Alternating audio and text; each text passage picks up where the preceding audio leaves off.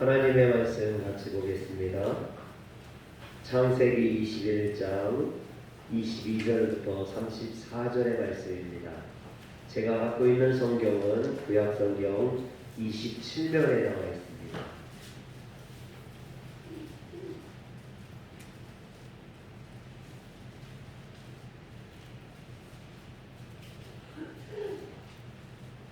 창세기 21장 22절부터 34절의 말씀입니다.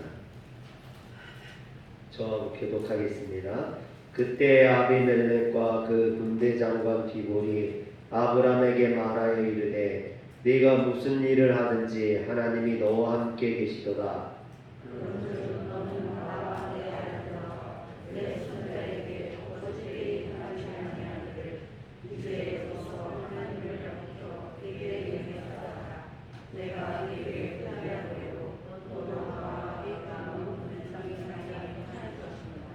아브라함이 이르되 내가 맹세하리라 하고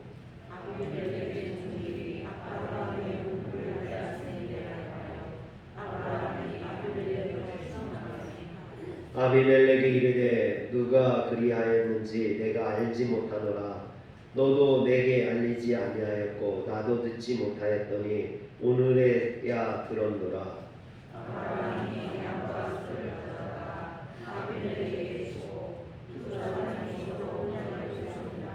아브라함이 7 암양 새끼를 따로 놓으니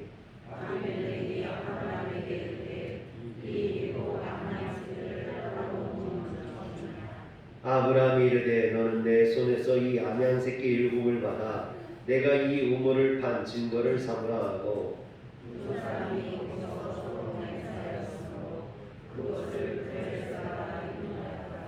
그들이 브엘세바에서 언약을 세우매 아비멜렉과 그 군대 장관 비볼은 떠나 블레셋 사람의 땅으로 돌아갔고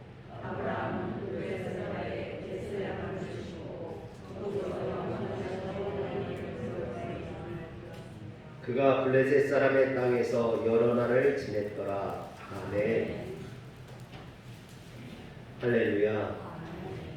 오늘 본문 말씀은 아브라함이 블레셋 땅에 거할 때에 있었던 일입니다.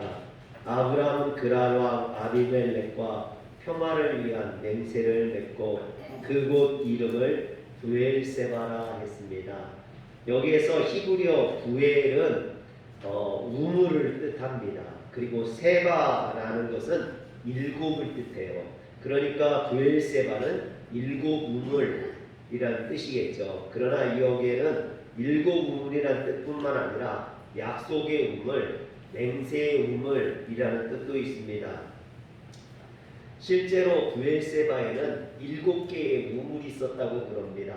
그러나 지금은 2개의 우물은 막혀버렸고 현재는 5개의 우물이 지금까지도 사용되고 있다고 합니다. 그러나 브엘세바는 7 우물이라는 뜻보다는 약속의 우물 또는 맹세의 우물로 봐야 됩니다. 왜냐하면 아브라함이 아비멜렉과 평화조약을 체결한 후에 에셀나무를 심은 것은 아비멜렉과의 언약이 또 이 우물을 자신이 판 것을 우물에 대한 소유권을 영원히 인정받기를 바랬기 때문이죠. 즉 아브라함은 이곳에서 영원히 살 줄 알았던 거죠. 그래서 이곳의 우물의 소유권을 자신의 것임을 확인했던 겁니다. 사실 광야는 물이 없는 메마른 곳입니다.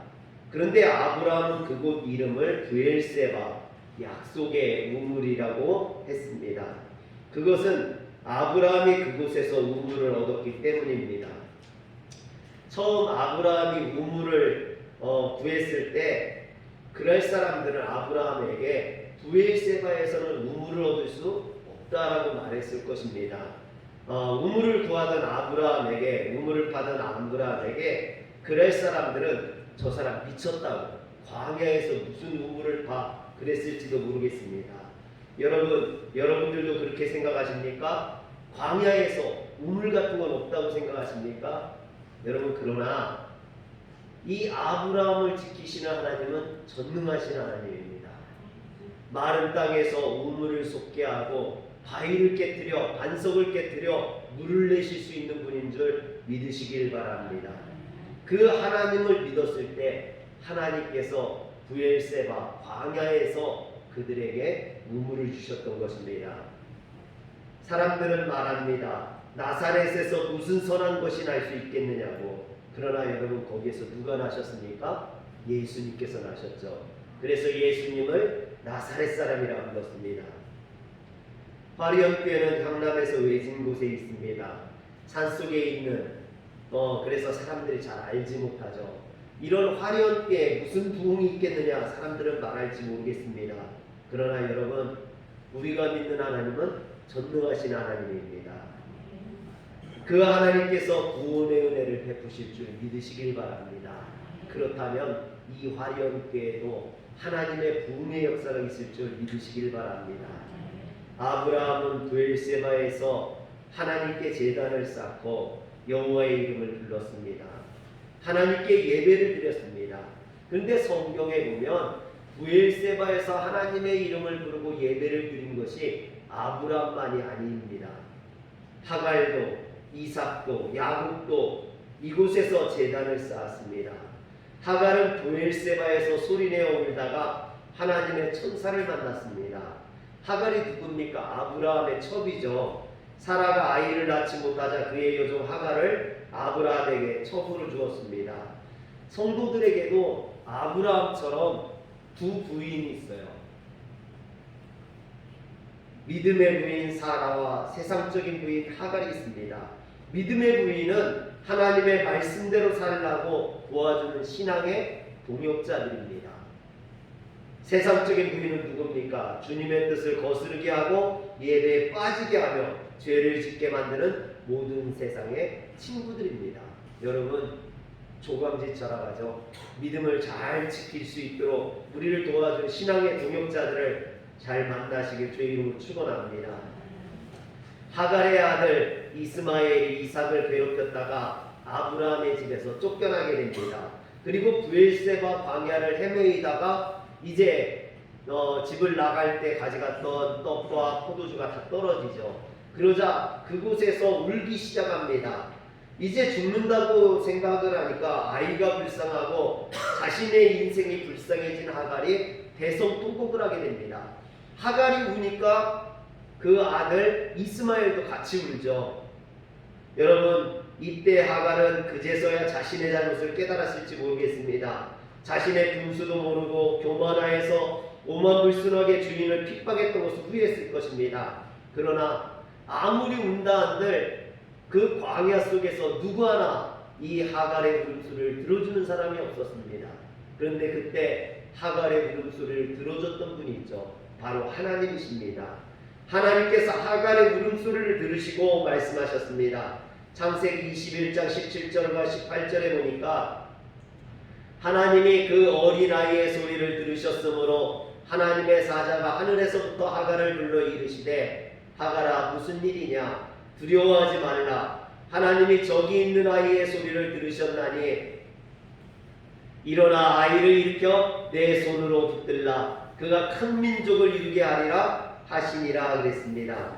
여러분, 비록 죄를 짓고 쫓겨난 하갈이었지만 자신의 잘못을 깨닫고 뉘우쳐 울며 통회할 때 하나님께서 들으셨습니다. 사랑하는 성도 여러분, 브엘세바에서 회개할 때 하나님께서 그의 울음소리를 들으셨던 것처럼 오늘 우리가 억울하고 원통함을 호소하는 곳, 그곳이 바로 브엘세바입니다. 바로 이곳이죠. 세상 사람들은 아무도 들어주지 않아도 하나님은 들어주십니다. 그러므로 주님 앞에 잘못된 것이 있다면 회개하시기 바랍니다. 하나님은 우리의 회개를 들으시고 응답하시는 분인 줄 믿으시길 바랍니다. 사랑하는 성도 여러분, 오늘 이 시간 하나님을 만나고 싶다면 진심으로 하나님을 부르고 회개하시기 바랍니다. 우리가 회개할 때 하나님께서는 고난을 축복으로 바꾸어 주십니다. 우리가 회개할 때 하나님께서는 심판의 손을 거두시고 축복의 손을 펴주시는 줄 믿으시길 바랍니다. 이삭도 브엘세바에서 하나님을 만나 축복의 약속을 받았습니다. 창세기 26장에 보면 흉년이 들어 이삭이 그랄 땅으로 내려갔습니다. 이삭은 마음이 온유하고 겸손한 사람, 예수님을 닮은 사람이죠. 그런데 그랄 땅에 내려갔다가 고생을 하게 됩니다. 이삭이 흉년의 때에도 100배의 결실을 거두자 블레셋 사람들이 그를 시기하죠. 그래서 아브라함 때 봤던 그 우물들을 다 막아버립니다. 이삭은 하는 수 없이 그곳을 떠나 그랄 골짜기에 장막을 치고 그곳에서 또 우물을 파죠. 그랬더니 이번에는 그랄 사람들이 와가지고 그 우물을 자신들의 우물이라고 우기고 빼앗습니다. 그래서 이삭은 또 우물을 파게 되죠. 그러나 다툼이 끊어지지 않습니다. 결국 이삭은 부엘세바로 올라가게 됩니다. 여러분, 우물을 파면 뺏기고 우물을 파면 뺏기고 이삭의 마음이 어떻겠습니까? 마음이 많이 좋지 않고 아파하고 힘들었을 겁니다. 그런데 그 밤에 하나님께서 이삭을 찾아오십니다.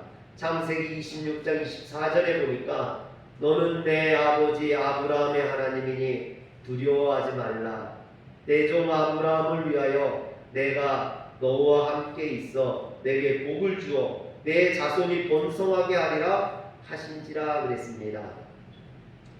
그러자 이삭이 뭐라 합니까? 이삭이 그곳에 제단을 쌓고 여호와의 이름을 불렀더라 그럽니다. 할렐루야. 사랑하는 성도 여러분, 아직도 그랄에서 헤매시는 분들이 있습니까? 아직도 그랄에서 우물을 찾으시는 분들이 있습니까? 그랄은 세상입니다. 그랄의 우물은 내 우물이 아닙니다. 우물을 찾아도 빼앗기고 우물을 지키려 하면 싸우게 되어 있습니다. 그래서 여러분 부엘세바로 올라가야 될 줄 믿으시길 바랍니다.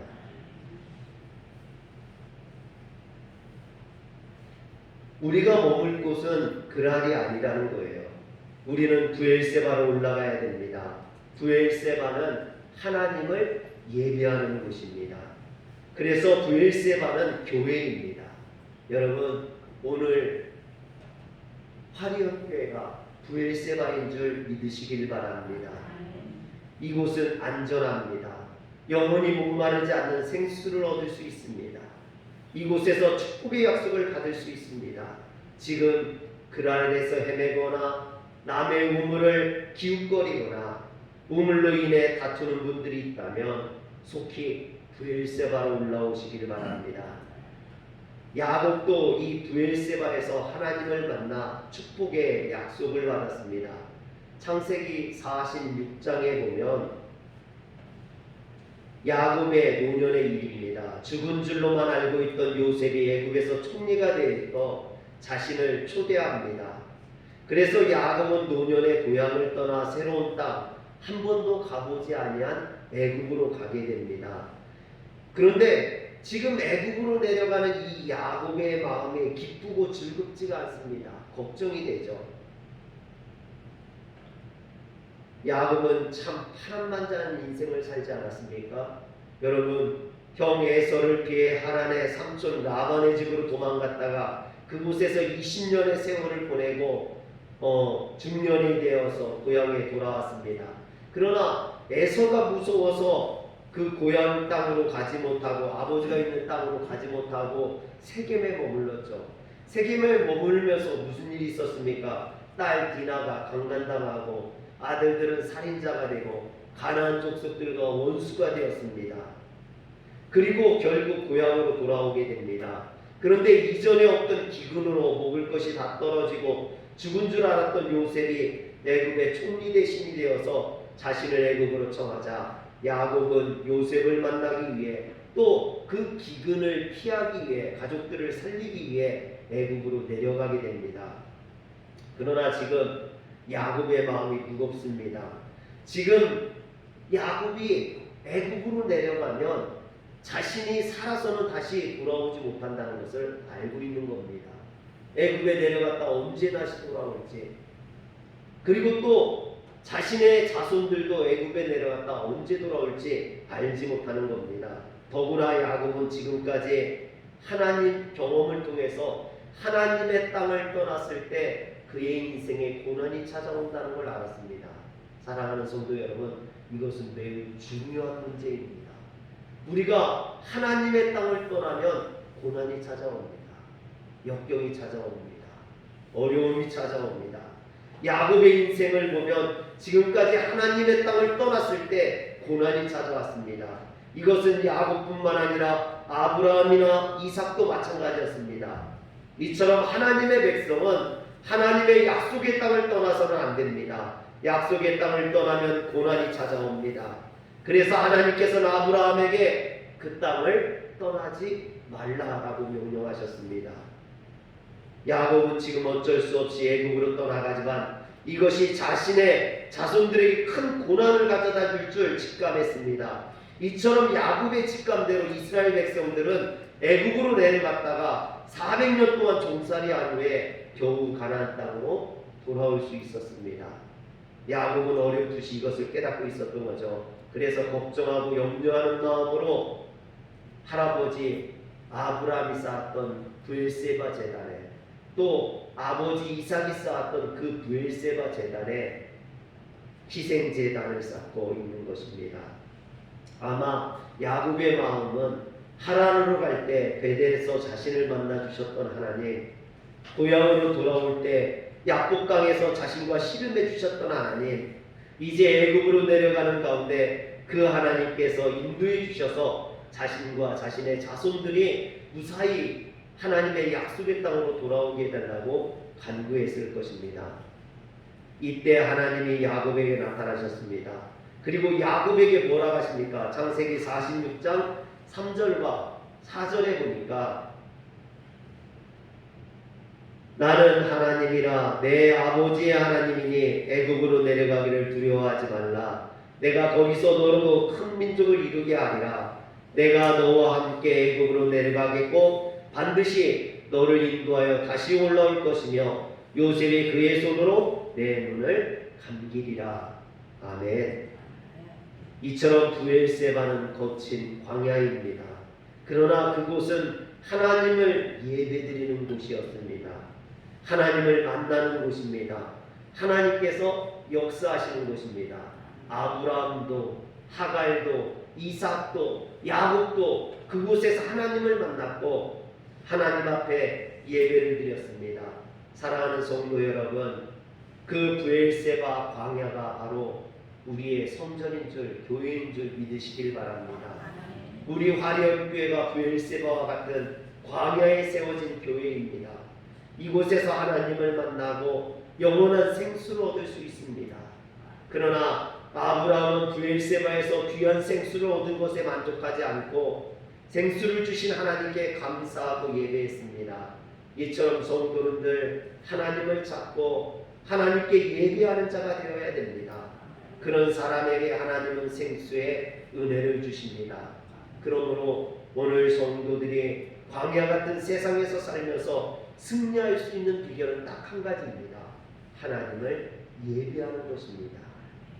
여러분 어디를 가든지 무엇을 하든지 하나님을 예배하는 자가 되시길 주의 이름으로 축원합니다. 하나님의 약속의 땅 브엘세바를 찾아 예배하시길 바랍니다. 오늘 브엘세바가 어디입니까? 세상이 아닙니다. 집이 아닙니다. 바로 성전입니다. 교회입니다. 그러므로 오늘 여러분들이 이곳에서 하나님의 이름을 부르고 하나님을 예배함으로 하나님을 만나고 하나님의 축복을 받으시길 주의 이름으로 축원합니다. 창세기 21장 33절에 보면 아브라함은 브엘세바에 이르러 에셀나무를 심고 영생하는 여호와 하나님의 이름을 불렀다 했습니다. 여기에서 에셀나무는 최고의 안식, 강인한 생명력 혹은 영원한 생명을 상징합니다. 왜 야곱이 아비멜렉과 조약을 맺고 평화의 조약을 맺고 에셀나무를 심었을까요? 에셀나무는 세 가지 특징이 있는데 첫 번째는 에셀나무는 빛나는 나무입니다. 여기 화면에 나온 나무가 에셀나무예요. 이게 이제 브엘세바에 있는 에셀나무인데 제가 이 브엘세바에 가서 에셀나무를 봤거든요. 뭐라고 해야 될까요? 우리나라 소나무하고 비슷하다고 해야 될까요? 마른 잎을 갖고 있는 그런 나무입니다. 그런데 이 나무는요 빛이 나요. 빛이. 여러분 보시기에 빛나 보이지 않죠? 빛나 보이지 않는데 이 에셀나무의 가느다란 잎사귀에는요 염분이 있어요. 그래서 이 잎사귀를 따가지고 입에다 대면 짠맛이 납니다. 그 염분이 있어서 밤새 이슬이 내리면 그 이슬들이 이 잎사귀에 맺힙니다. 염분 때문에 흘러내리지 못하고 그것이 머무르게 돼요. 그래서 다른 잎들보다 더 많이, 더 오랫동안 이 염분에 그 이슬이 맺혀 있게 됩니다. 그래서 해가 뜨면 그 햇빛이 그 이슬이 반사가 되어서 마치 이 나무가요 반짝거리는 것처럼 빛나게 됩니다. 아무것도 없는 광야에서 멀리에서도 그 빛나는 것이 보인다라는 것이죠. 그래서 먼 데서도 빛나는 것을 보면 저기에 에셀나무가 있구나 그렇게 생각한다라는 것입니다. 아브라함은 우상들을 섬기는 그 가나안 땅에 빛나는 에셀나무와 같은 존재였죠. 모든 가나안 족속들이 다 우상을 섬길 때 홀로 그곳에서 여호와 하나님을 섬기며 하나님의 신앙을 보여줬습니다. 그래서 오늘 아비멜렉이 이 아브라함을 찾아와서 고백합니다. 22절에 보면 그때 아비멜렉과 그 군대장관 비골이 아브라함에게 말하여 이르되 네가 무슨 일을 하든지 하나님이 너와 함께 계시도다. 여러분 광야와 같은 땅에서 홀로 빛나는 에셀나무처럼 이 아브라함이 빛나는 것을 보고 아비멜렉이 찾아와서 이와 같은 고백을 하게 된 거죠. 사랑하는 성도 여러분, 오늘 우리들도 빛나는 성도가 되어야 됩니다. 이 어두운 세상에 빛나는 성도가 되어서 정말 하나님이 살아 역사하시는구나, 너를 보니까 하나님의 역사가 참이구나 라는 것을 시인할 수 있도록 여러분들이 에셀나무와 같이 빛나는 성도가 되시길 주의 이름으로 축원합니다. 두 번째로 에셀나무의 특징은 다른 그늘에 비해서 훨씬 시원합니다. 에셀나무는 네게부 지역에서 서식하는 상록수로 생명력이 왕성하며 사막의 고래언덕이나 염분이 많은 늪지대에서도 잘 자랍니다. 이 나무의 재질이 단단하고 키가 커서 많은 그늘을 만들기도 합니다. 그런데 이 에셀나무라는 이름 자체가 작은 숲이라는 뜻을 가지고 있어요. 여러분 광야에 나무가 없습니다. 풀도 없어요. 풀도 없는데 어떻게 나무가 있겠습니까? 그런데 이 에셀나무는요 광야에서 유독 키가 큰 나무예요. 10m 이상 자라납니다. 그러니 광야에서 이렇게 큰 나무, 이스라엘 백성들이 볼 때는요 이 에셀나무 하나만 있어도 마치 숲에 들어온 것처럼 그런 거겠죠. 광야에 그늘이 없거든요. 근데 에셀나무 밑에는 그늘은요 크다라는 거예요. 넓다라는 거예요. 여러분 뿐만 아닙니다. 이 에셀나무가 크고 그늘이 많을 뿐만 아니라 다른 나무 그늘보다 더 시원해요. 평균적으로요 5도 이상이 더 낫다라는 거예요. 다른 나무 그늘보다 5도 이상. 그러면 왜 에셀나무의 그늘은 다른 나무 그늘보다 더 시원하냐? 그것은 그 잎에 있는 염분의 영향입니다. 염분에 이슬이 맺혔다가 해가 뜨면서 이 열을 받으면요 이슬이 날아가죠. 이슬이 날아가면서 그 안에 있던 뜨거운 열기를 가지고 날아가게 되는 겁니다. 그래서 에셀나무 밑에는요 다른 나무보다 더 시원해요. 마치 광야에서 만나는 천연 에어컨과 같은 거죠. 그래서 뜨거운 햇빛에 있다 이 에셀나무 안에 들어가면요 얼마나 시원한지 모릅니다. 실제로 에셀나무 밑에 가서 있어본 사람만 알 수 있어요. 저는 광야에서 부엘세바를 둘러보다 이 에셀나무에 가니까요 얼마나 시원한지요. 거기에 한숨 잤으면 좋겠더라고요. 여러분 아마 이 이스라엘 백성들도 그 뜨겁고 괴로운 광야에서 이 에셀나무를 만나면 그렇게 기쁘고 행복하고 좋지 않았을까 생각을 합니다. 이처럼 이스라엘 사람들에게 에셀나무는 최고의 안식처로 여겨졌습니다. 그래서 사울왕이 나라를 다스릴 때 에셀나무 아래에서 다스렸다고 하죠. 사무엘상 22장 6절에 보면 에셀나무 아래에서 다스렸다라고 되어 있습니다. 또 사울이 죽어서도 에셀나무 아래에 묻혔죠. 사무엘상 31장 13절에 보면 야베스 사람들이 이 사울의 시체를 가져다가 에셀나무 아래 장사했다 그럽니다. 왜냐하면 에셀나무가 이런 평안과 안식을 상징하거든요. 에셀나무는 이런 안식과 평안의 상징입니다. 사랑하는 성도 여러분, 오늘 우리 화려교회가 저는 에셀나무와 같기를 원합니다. 세상에서 싸우는 사람들이 작은 숲과 같은 안식처 이 화려교회에 와서 정말로 평안을 얻고 안식을 얻기를 소원합니다. 세 번째로 에셀나무는요, 강력한 생명력을 지니고 있습니다. 에셀나무가 주로 서식하는 네게브 광야는요 1년 강수량이 50mm가 안 됩니다. 여러분, 우리 한번 겨울에 비 와도요, 지난번에 비 와도 이거보다 많이 왔어요. 그런데 1년 강수량이 50mm밖에 안 됩니다. 50mm면요 식물이 살 수가 없어요. 나무들이 살아갈 수 있는 여건이 아닙니다. 그런데 에셀나무는 그런 척박한 환경 속에서 살 뿐만 아니라 10m가 넘게 자란다라는 거예요. 그러면 이 에셀나무를 어떻게 이렇게 자랄 수 있느냐? 그것은 에셀나무의 생명력의 비밀은 그 뿌리에 있습니다. 여러분, 이 뿌리가요 땅속으로 30m까지 들어간다고 합니다. 그래서 지하수의 공급을 받아서 자라기 때문에 땅이 아무리 건조하고 메말라도 이 에셀나무는 말라 죽지 않는 것이죠. 사랑하는 성도 여러분, 네게브 광야에서 자라는 에셀나무처럼 우리도 단단히 뿌리를 내려야 합니다.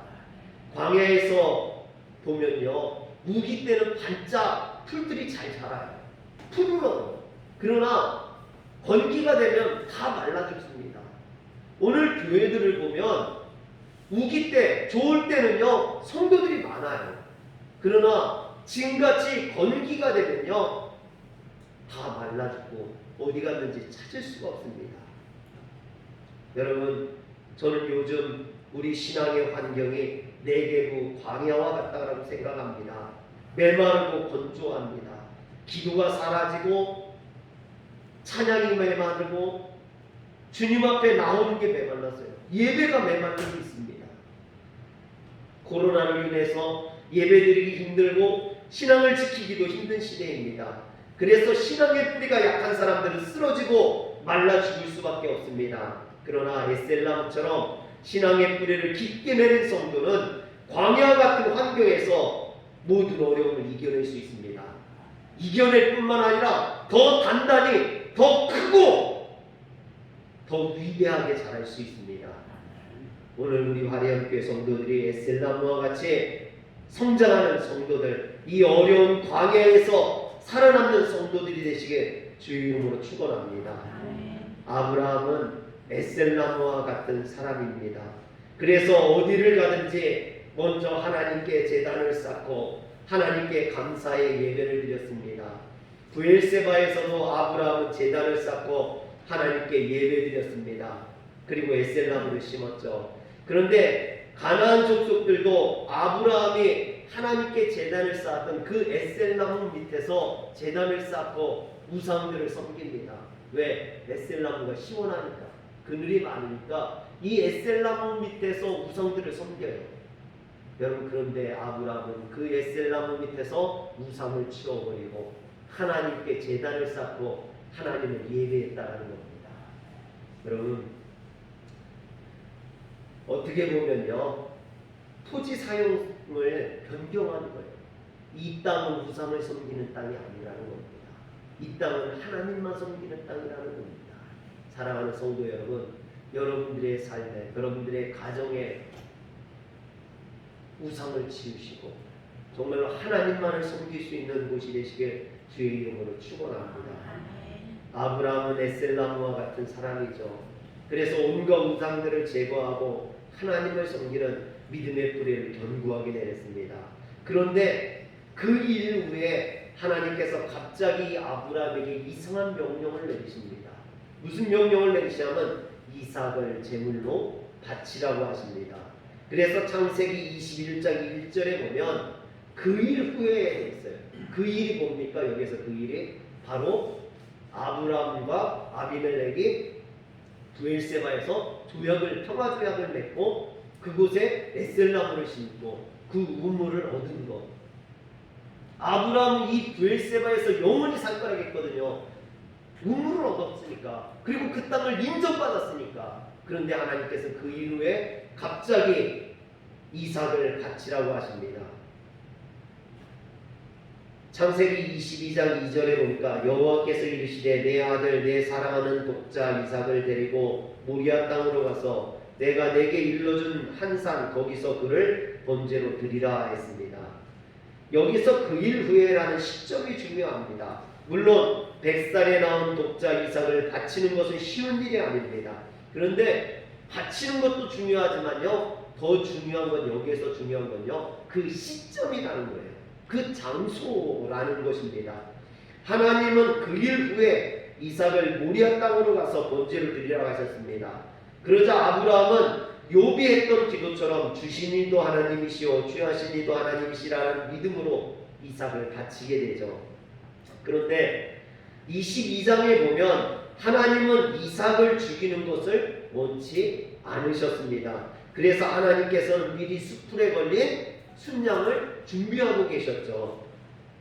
이 순양으로 이삭을 대신해서 번제를 드리게 하셨습니다. 그렇다면 왜 하나님께서는 아브라함에게 이삭을 바치라는 명령을 내렸을까요? 그것은 아브라함이 진정 하나님을 예배할 수 있는지 알고자 하셨기 때문입니다. 그래서 창세기 22장 12절에 보면 내가 하나님을 경외하는 줄 내가 아노라 그랬습니다. 그러니까 이런 어떤 어려운 환경 속에서 하나님을 예배하는지 알고자 하셨던 거죠. 사랑하는 성도 여러분, 이삭을 바치라는 건 다른 게 아니에요. 네가 어려운 환경 속에서도, 어려운 여건 속에서도 하나님을 경배할 수 있느냐, 이것을 하나님께서 알고자 하셨던 것이죠. 그런데 여러분, 하나님께서는 아브라함에게 제단을 쌓았던 브엘세바에서 드리라고 했으면 얼마나 쉬웠을까요? 이삭을 드리는 것도 어렵지만요, 사실은 이삭을 모리아산까지 데리고 가는 것이 더 괴롭고 고달픈 거 아닙니까? 지금 아브라함이 브엘세바에서 제단을 쌓았어요. 그렇다면 이삭을 브엘세바에서, 그 브엘세바 제단에서 죽이라고 했으면 여러분 덜 고생했을 거 아닙니까? 덜 마음이 아팠을 거예요. 아들을 죽여야 되는 그 아버지의 마음이 그냥 그 자리에서 바로 죽여서 제단을 쌓으면 덜 고민이 되겠죠. 그러나 여러분 모리아산까지 가야 됩니다. 그곳까지 가는 동안 이 아브라함의 마음이 얼마나 아프고 힘들겠습니까? 더구나 이삭이 뭐라고 물어봅니까? 창세기 22장 7절에 보면 이삭이 그 아버지 아브라함에게 말하여 이르되 내 아버지여 하니 그가 이르되 내 아들아 내가 여기 있노라. 이삭이 이르되 불과 나무는 있거니와 번제할 어린 양은 어디 있나이까?